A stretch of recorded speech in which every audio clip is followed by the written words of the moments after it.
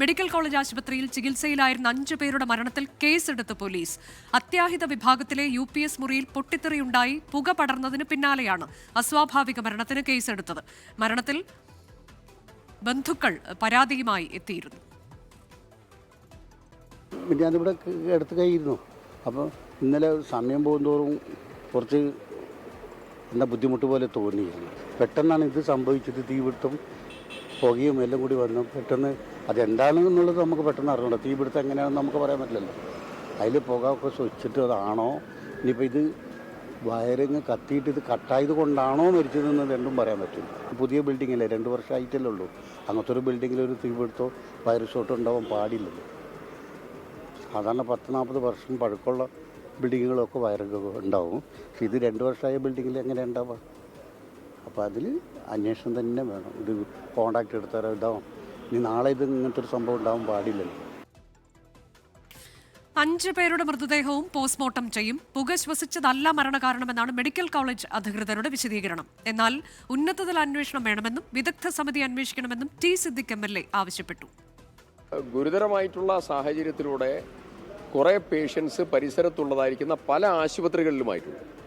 ഇവരുടെ ചികിത്സയ്ക്ക് ഉത്തരവാദിത്തം സർക്കാർ സാമ്പത്തികമായ സഹായം നൽകണം എന്നുള്ളതാണ് ഏറ്റവും പ്രധാനപ്പെട്ട ആവശ്യമായിട്ടുള്ള ഒരു ഘടകം. വിവിധങ്ങളായിട്ടുള്ള സ്ഥാപനങ്ങൾ മുഴുവൻ പ്രവർത്തിക്കുന്നതായ നിരവധി കെട്ടിടങ്ങൾ ഉള്ളതായിരിക്കുന്ന ഈ സമുച്ചയത്തിൽ ഇതുവരെ ഒരു ഫയർ സ്റ്റേഷൻ സ്ഥാപിക്കാനുള്ളതായ സ്ഥലം നൽകാൻ ഇതുവരെ മെഡിക്കൽ കോളേജ് ഇതുവരെ തയ്യാറായിട്ടില്ല.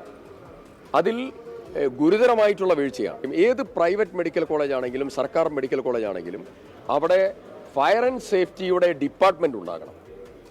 നിർഭാഗ്യവശാൽ ഫയർ ആൻഡ് സേഫ്റ്റിയുടെ ഒരു ഫയർ ടെക്നീഷ്യൻ മെഡിക്കൽ കോളേജിൽ നിലവിൽ സ്ഥിരം പോലുമില്ലാത്തതായ ഒരു സ്ഥാപനമാണ് മെഡിക്കൽ കോളേജ് എന്നാണ് എനിക്കറിയാൻ സാധിച്ചത്.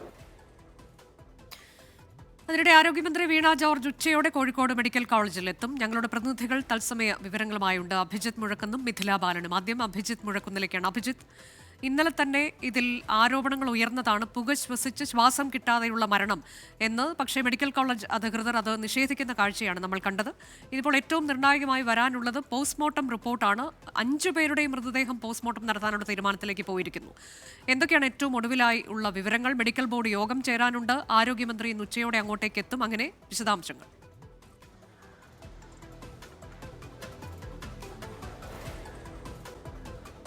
5 പേരുടെയും മൃതദേഹങ്ങൾ പോസ്റ്റ്മോർട്ടം ചെയ്യുമെന്നുള്ളത് തന്നെയാണ് ഏറ്റവും പ്രധാനപ്പെട്ട കാര്യം. ഈ 5 മരണത്തിലും പോലീസ് അസ്വാഭാവിക മരണത്തിന് FIR രജിസ്റ്റർ ചെയ്യുകയും ചെയ്തിട്ടുണ്ട്.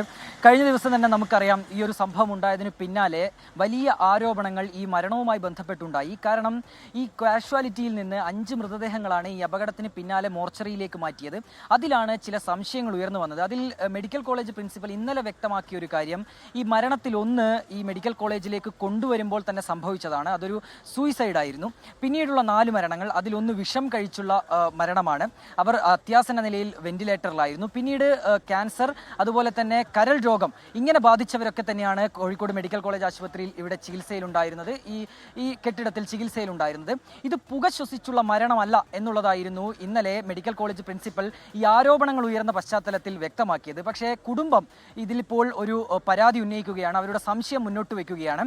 ഒരുപക്ഷേ ഈ വെന്റിലേറ്റർ ഇവിടെ നിന്ന് മാറ്റുന്നതിനിടെ ഏതെങ്കിലും തരത്തിലുള്ള വീഴ്ചയുണ്ടായി, അങ്ങനെയാകാം ഇവരുടെ മരണം സംഭവിച്ചത് എന്ന കുടുംബങ്ങളുടെ പരാതിയിൽ ഇപ്പോൾ പോലീസ് കേസെടുത്തിട്ടുണ്ട്. അസ്വാഭാവിക മരണത്തിന് കേസെടുത്തിട്ടുണ്ട്. അങ്ങനെയെങ്കിൽ ഇത് പോസ്റ്റ്മോർട്ടം നടപടികൾ ഇതിൻ്റെ തുടർച്ചയായി ഉണ്ടാവുകയും ചെയ്യും.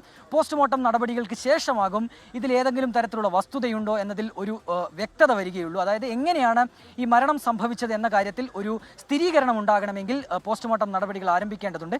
അല്പസമയത്തിനകം തന്നെ പോസ്റ്റ്മോർട്ടം നടപടികൾ ഉണ്ടാകുമെന്നുള്ളതാണ് നമ്മൾ മനസ്സിലാക്കുകയും ചെയ്യുന്നത്.